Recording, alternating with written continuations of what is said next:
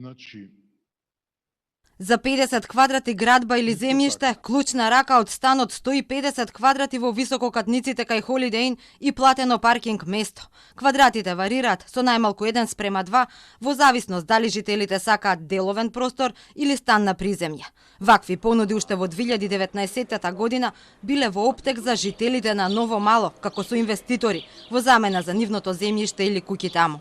Напред договорот до кој дојде Телма, како инвеститор се јавува фирмата Теко Construction од Скопје.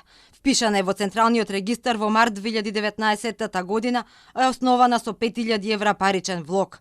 И на оваа фирма, како управител фигурира Зоран Антик, сегашниот собственик на МГ Fashion, кој заедно со МПЦ преку фирмата Обновители се на чекор пред добивање градежна дозвола за еден од плацевите на паркингот на кој треба да никнат висококатници од 16, 20 и 22 метри.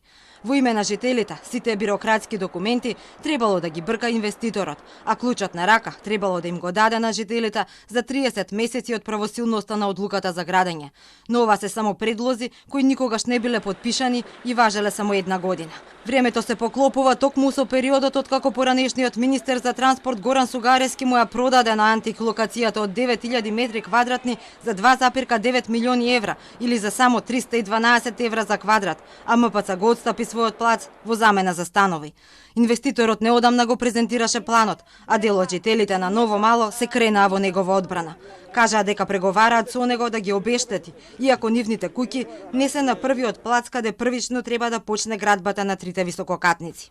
Дали вакви понуди се уште во оптек, го прашавме инвеститорот МГ Fashion. Од компанијата велат дека планираат да ги обештетат жителите, но комерцијалните услови не ги коментираат, ниту пак евентуалните понуди од други компании. Најавуваат и тужба ако ДУПот се суспендира. Нашиот правен тим работи на барање за надоместна штета која ќе произлезе од евентуалната суспензија на ДУПот. Се уште чекаме Општина Центар да ја издаде дозволата за градба.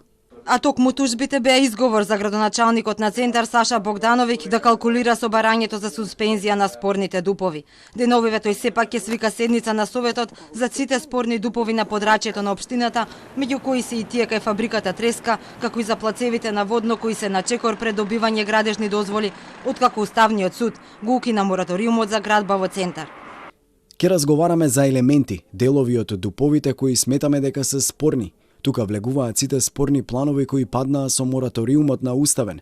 Во моментов за Треска имаме добиено 4 идејни проекти кои се разгледуваат. Плацевите кај Holiday Inn ќе ги истражува и обвинителството. Антикорупцијска утре ќе ги достави документите.